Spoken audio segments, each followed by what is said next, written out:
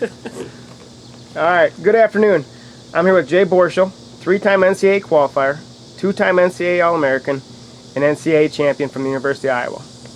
Coach Borschel has joined the TechniqueDoctor staff to help young wrestlers throughout the United States improve their technique and stay involved in the sport of wrestling while he pursues his career. Coach Borschel, thanks for taking the time out of your day to allow the TechniqueDoctor fans to get to know a little better. Let's get started with the questions.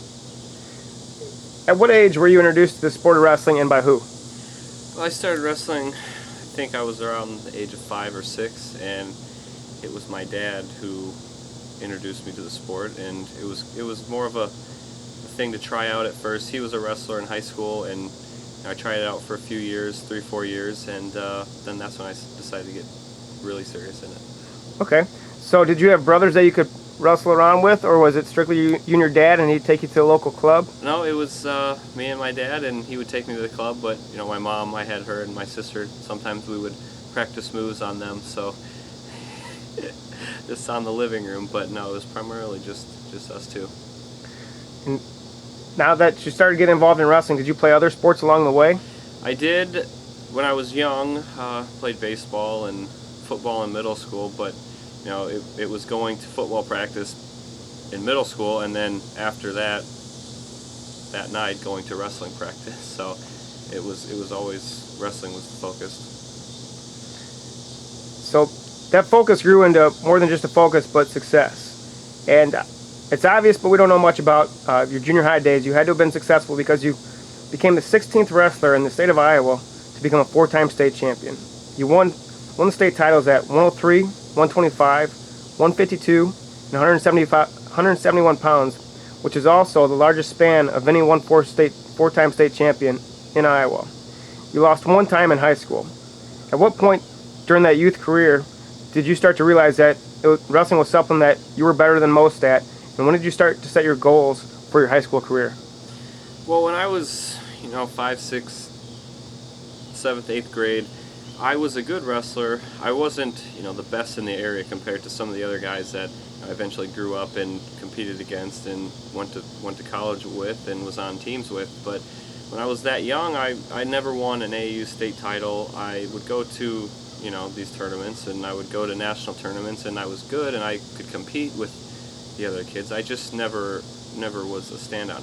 Never won. But I got into high school. I really don't know what changed. I made it a goal going into freshman year, and I would tell people, I'm going to be a 4-time state champion, and they'd kind of look at me and they would give me the oh that's great, that's a good goal to have, but they obviously didn't think it was very realistic, and I just started knocking them off one by one.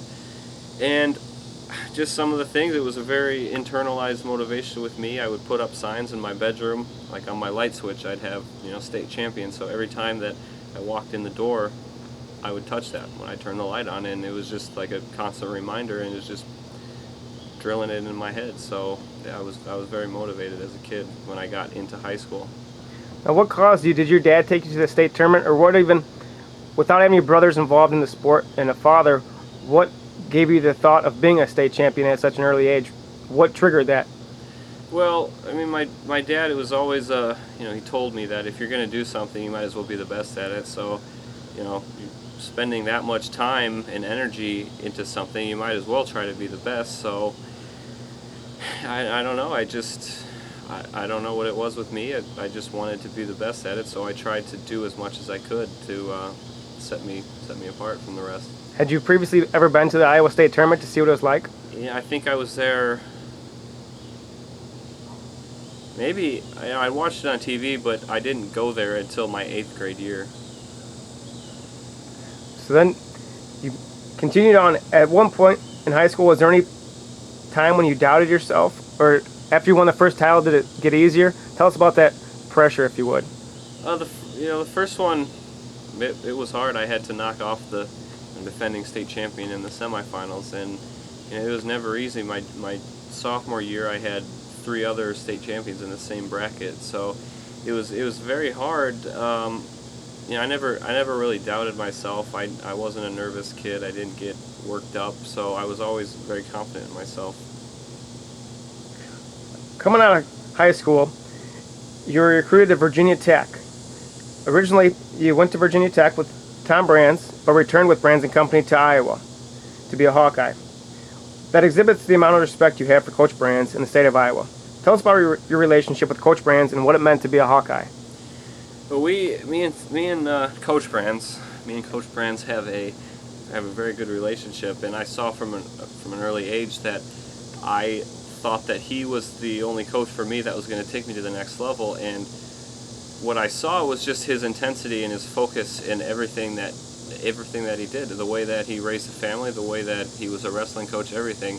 And I really liked that, and I only saw myself fitting into that mentality. And it was great to be a Hawkeye, and a lot of people think that the Iowa style is this, oh, we're just going to push people around and beat them up, and I obviously never competed or wrestled like that. It's more than that. It's a lifestyle. It's a philosophy where you're constantly working to score. You're putting yourself in positions to score, and you are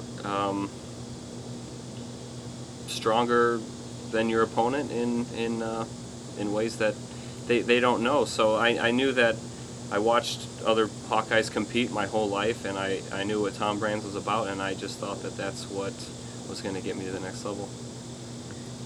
And as a redshirt in Virginia Tech, you had a very successful redshirt freshman campaign, and then due to the NCAA and transfer rules, you didn't compete as a freshman. You continued to wrestle in the open tournaments, but then as a sophomore, you came out, had the starting spot, took third in the country.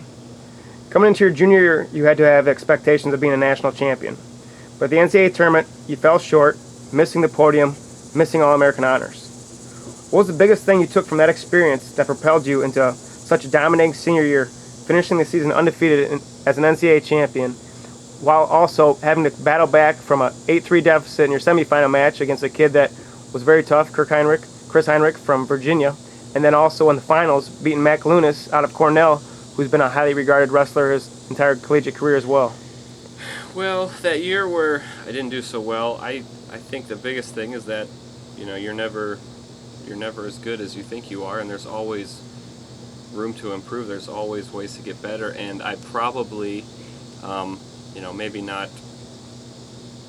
maybe it was subconscious, but I probably didn't work as hard as I needed to get even better after that third place finish. And it was obviously very, very apparent where that year I felt and probably didn't look as good as I was, and that obviously played a part in what happened.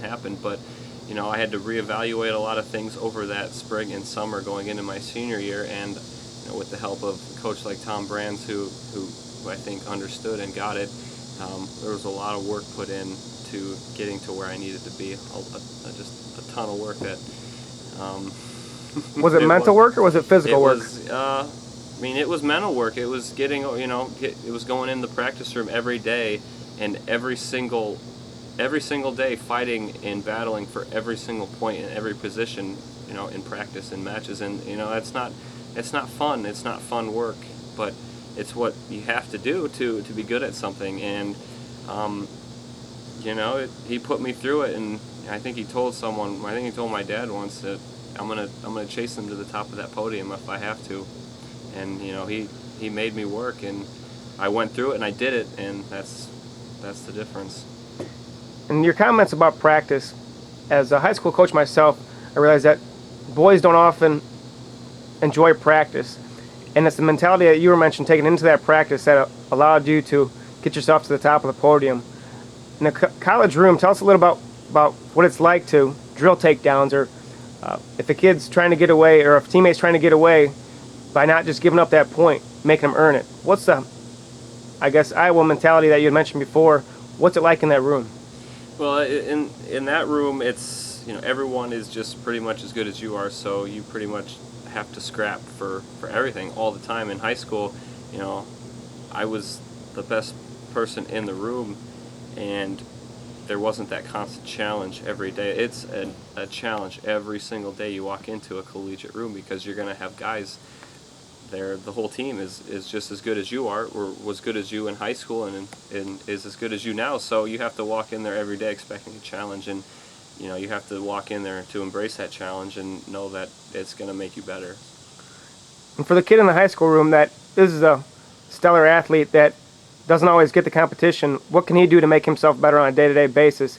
If he's taken down his teammates very easily or always able to get the turn, what can he do to continue to push himself? Well, you can, like I wrestled my high school coaches, and I was fortunate enough they wrestled in college, so they were good, and I wrestled them. I wrestled guys that were bigger than me.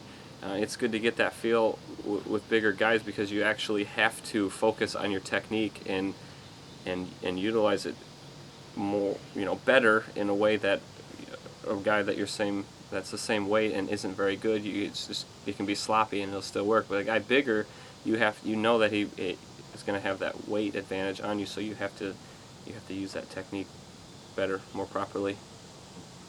Okay. Jay graduated from the University of Iowa, which is a school in the Big Ten, highly credentialed school, with a degree in biology, while engaged as a full-time student athlete. How did wrestling prepare you for academics in your future career?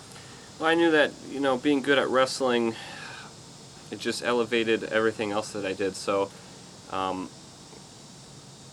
being good at something, you want to be the best at it. So I knew that I had a high work ethic in wrestling. Well, I could just follow that up with a high work ethic in school and a high work ethic in whatever else. And doing that, you already know how to work hard and you know how to put that time in. So that's just going to make it that much easier for you to succeed at whatever you do.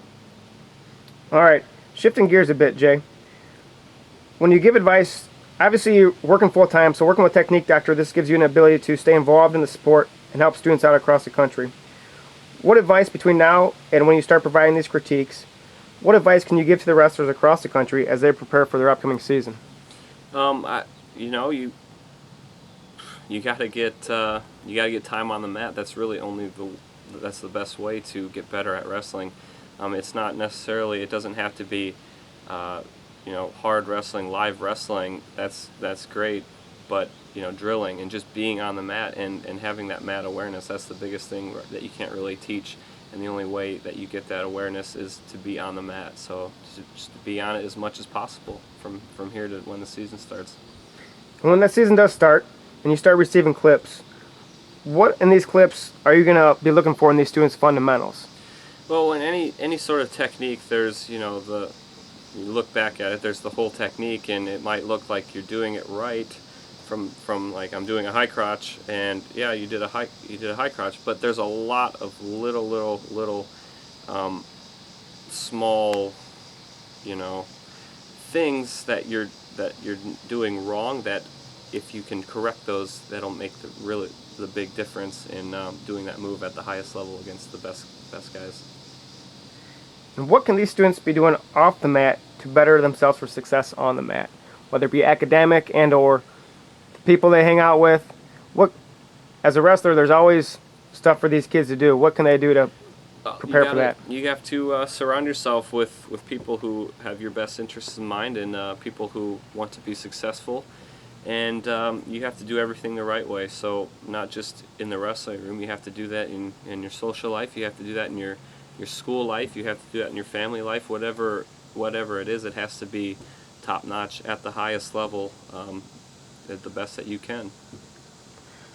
Coach Borschel, thanks for your time today.